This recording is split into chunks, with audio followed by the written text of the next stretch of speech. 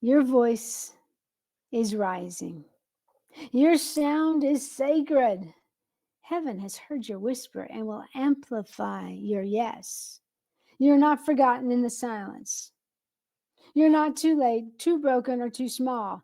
The language of faith is your inheritance. Hey, friends, I'm so glad you're joining us for the Stuck No More Voices podcast, where we love to speak life, truth, and freedom into the places where silence and shame once lived. I'm so glad you're here. Today, we're talking about something very close to my heart, something that came out of the overflow, and that is using the language of faith to overcome doubt, the language of faith, especially when it comes in finding and releasing your God-given voice, whether you're dreaming of launching a podcast, stepping into a new season in your business, or simply trying to speak again after one of those hard silences. This is for you. Let's start with these words from Luke 1, verse 45. Blessed is she who believed that the Lord would fulfill his promises to her.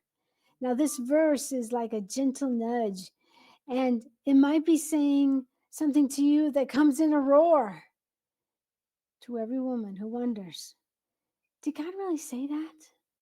By the way, if this message speaks to you today, check out the Stuck No More Voices webinar linked in the show notes. More about that at the end. Just listen here and you can go straight there. All right, let me take you back to my story when my voice felt buried under pain and how God met me there with the language of faith.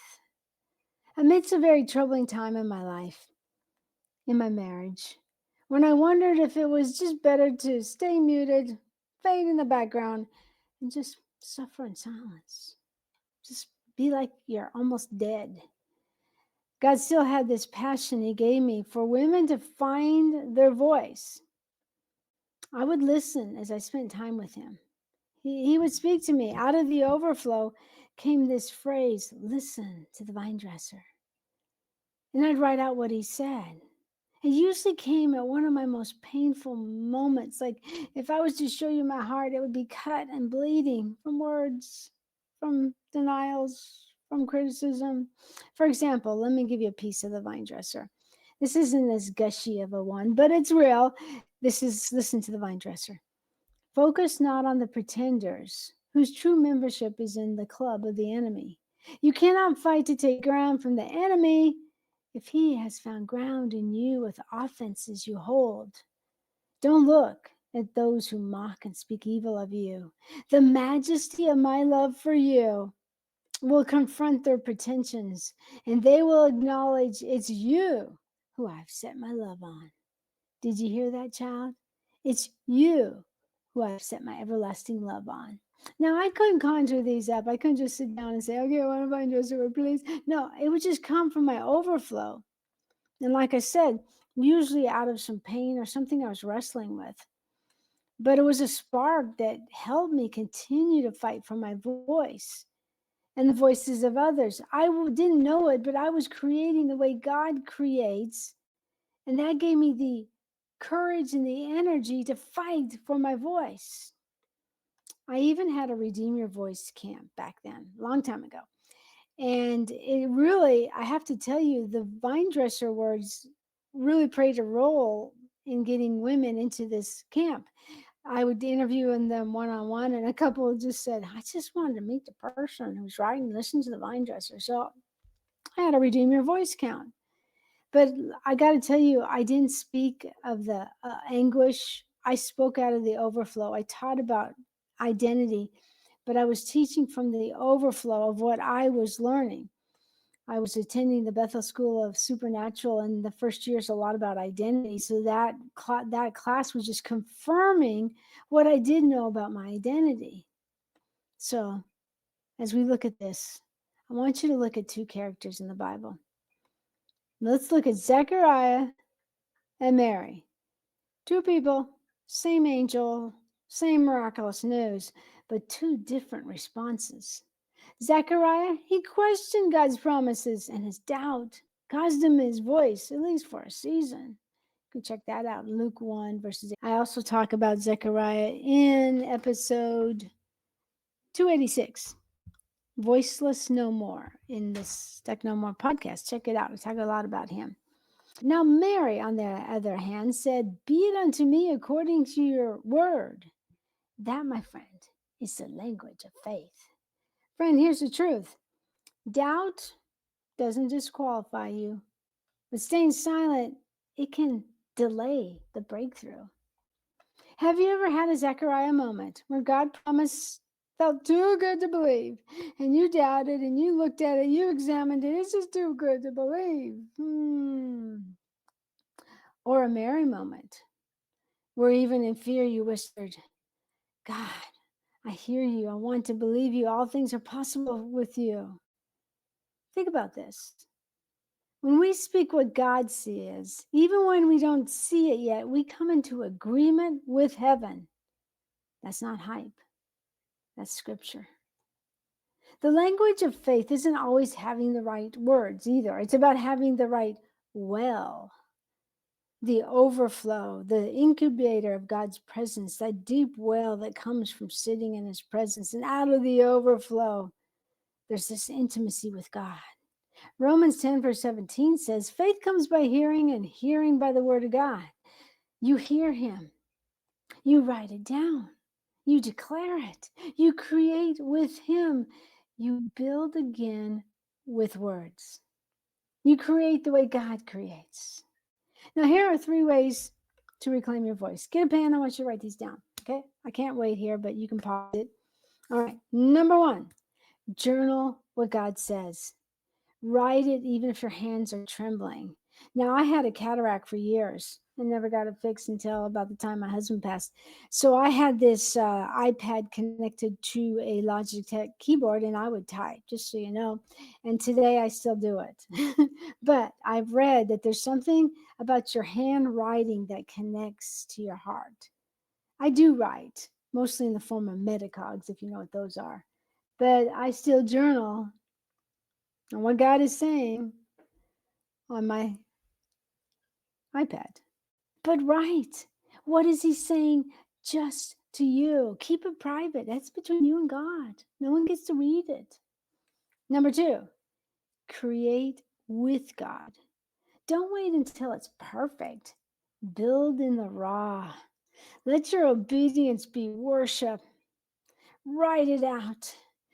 Lay it bare. You can maybe got some shame. Say, "God, this is what I'm dealing with."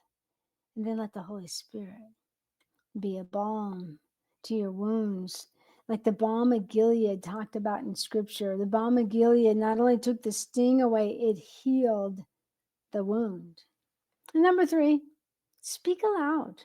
Start small. Read scripture over yourself. Look in the mirror in the morning and prophesy over yourself. You are a much loved daughter. You are called. You have a voice. Just look in that mirror and speak. You can prophesy life into your dreams. Even if your voice shakes, I encourage you to speak. You don't need a platform. You need permission. And God already gave it to you. I love it when you feel like someone's giving you permission. I remember I was in, this is a side note, I was in a meeting in the very beginning about a couple of years ago, and my friend, who's now my friend, my therapist, then she says, "I want you just to bank 80 videos. I'll never forget it. I took my glasses off because couldn't see very well. And I said, "You're telling me to create 80 videos? It's like you're giving me permission." Sometimes you need that.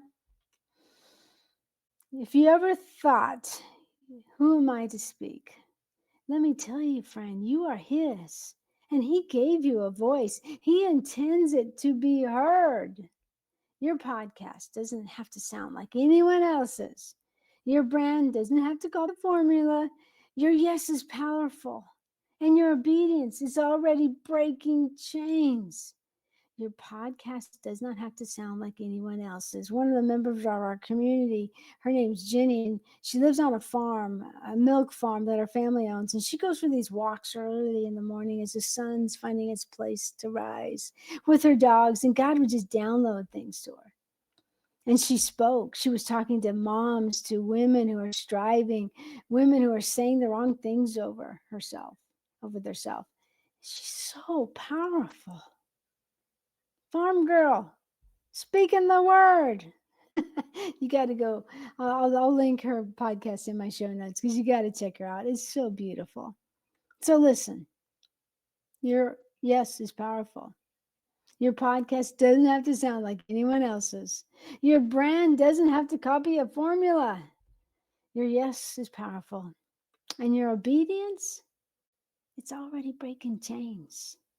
So let your mic be your altar.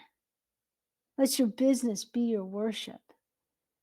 Let your voice resound from heaven as a warrior, ready to take captive back from the enemy women who are shaken in their voice, shaken in their purpose. Like you get to speak to the person you once were. So, to the woman who doubts her voice, to the dreamer afraid to speak, to the warrior whispering through tears, can I make a declaration over you? Think of it as God, Holy Spirit speaking to you. Close your eyes if you can. If you're driving, please don't close your eyes. And I say this over you. Your voice is rising. Your sound is sacred. Heaven has heard your whisper and will amplify your yes. You're not forgotten in the silence. You're not too late, too broken, or too small. The language of faith is your inheritance. Speak, daughter, create, believe again, because your Father still speaks and his words never return void. Go forth and speak. Heaven is waiting on your sound. So if something stirred in you today, if you're ready to go deeper and discover how to activate your faith and reclaim your voice and reclaim your inheritance of your faith, I want to personally invite you to the Stuck No More Voices webinar. Yeah, I'll be there talking to you.